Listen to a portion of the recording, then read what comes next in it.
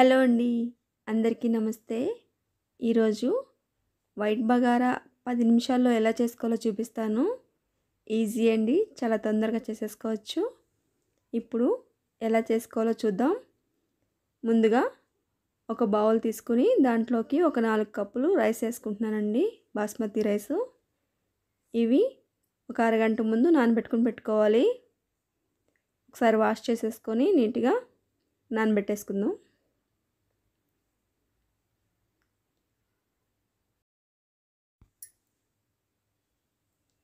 ఇలా నీట్గా వాష్ చేసేసుకున్న తర్వాత ఒక హాఫ్ అన్ అవర్ పక్కన పెట్టేసుకుందామండి. ఇప్పుడు స్టవ్ మీద ఒక కడాయి పెట్టుకుని దాంట్లోకి 2 స్పూన్స్ ఆయిల్ వేస్తున్నాను నేను. ఇందులో స్పైసెస్ అండి, ఒక స్టార్ నైస్, ఒక ఇలాచీ, చిన్న దాల్చిన చెక్క, లవంగాలు వేసి షాజీరా కూడా 2 స్పూన్స్ వేస్తున్నానండి, చిన్న స్పూన్ అది. ఇవి వేగిపోయిన తర్వాత దీంట్లోకి వాటర్ పోసేసుకుందాం. వాటర్ మెజర్మెంట్ అనేది ఏం లేదండి, కావాలంటే ఒక కప్పుకి 2 కప్పుల చొప్పున పోసేసుకొని పెట్టుకోవచ్చు. ఇవి మెజర్మెంట్ లేదు, అంటే మనం డైరెక్ట్గా కుక్ చేసుకొని తర్వాత బగారా చేసుకుందాం. దీంట్లోకి సాల్ట్ వేస్తున్నాను టేస్ట్కి సరిపడా. ఒకసారి కలిపేసుకొని ఇలా వాటర్ బాయిల్ అయ్యేటప్పుడు మనం నానబెట్టుకున్నాం కదా ఆ రైస్ ఇందులో వేసేసుకుందాం.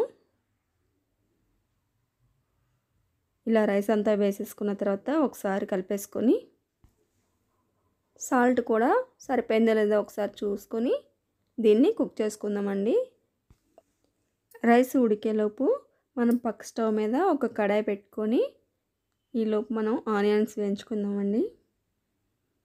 ఇప్పుడు స్టవ్ మీద ఒక కడాయి పెట్టుకొని 2 స్పూన్స్ ఆయిల్ వేస్తున్నానండి.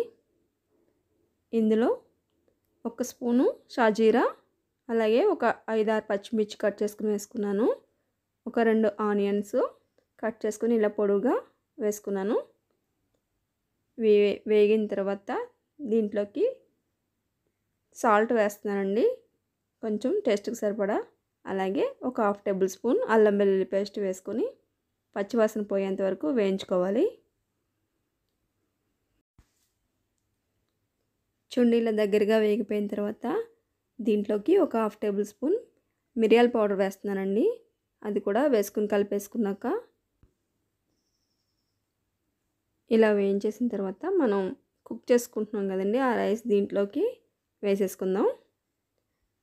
చూడండి, ఇలాగా వాటర్ అంతా తీసేసుకొని దీన్ని రైస్ మాత్రం ఇందులో వేసేసుకోవాలి. ఇలా సగం వరకు వేసుకున్న తర్వాత మీకు చూపిస్తున్నాను చూడండి, రైస్ మొత్తం 70% వరకు కుక్ అయిపోవాలి. ఇప్పుడు దీంట్లోకి కొంచెం కొత్తిమీర యాడ్ చేస్తున్నాను పైనుంచి. అలాగే ఇవి మిక్స్డ్ హర్బ్స్ అండి, పైనుంచి వేసి మళ్ళీ రైస్ వేసుకుందాం. ఫ్లేవర్ గురించి వేస్తున్నానండి, బాగుంటుంది చాలా. ఇలా మళ్ళీ పైనుంచి రైస్ వేసేసుకొని మనం ఒక 5 మినిట్స్ లో ఫ్లేమ్లో పెట్టి కుక్ చేసుకుంటే సరిపోతుందండి. ఇలా వేసేసుకున్న తర్వాత ఒక 5 మినిట్స్ మూత పెట్టుకొని లో ఫ్లేమ్లో స్టవ్ పెట్టుకొని కుక్ చేసుకోవాలి. చూడండి, ఒక 5 మినిట్స్ తర్వాత చూపిస్తున్నాను మీకు. రైస్ కుక్ అయిపోయిందండి. ఒకసారి మనం కింద ఆనియన్స్ అన్నీ పైకి వచ్చేలాగా మిక్స్ చేసుకుందాం. టేస్ట్ సాల్ట్ అవన్నీ పట్టేటట్టు చూసుకొని వేసుకోవాలి కదా.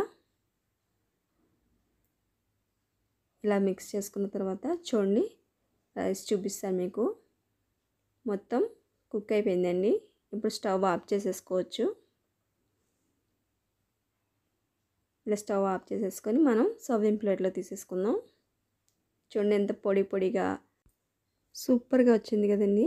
అలాగే టేస్ట్ కూడా చాలా బాగుంటుంది. దీనిలోకి నాన్ వెజ్ కర్రీస్ అయితే చాలా బాగుంటాయండి. ఈసారి నాన్ వెజ్ కర్రీస్ చేసుకున్నప్పుడు ఇలా ట్రై చేయండి. నా వీడియో కనుక మీకు నచ్చితే లైక్ చేయండి. తప్పకుండా నా ఛానల్ సబ్స్క్రైబ్ చేసుకోండి. Thank you for watching.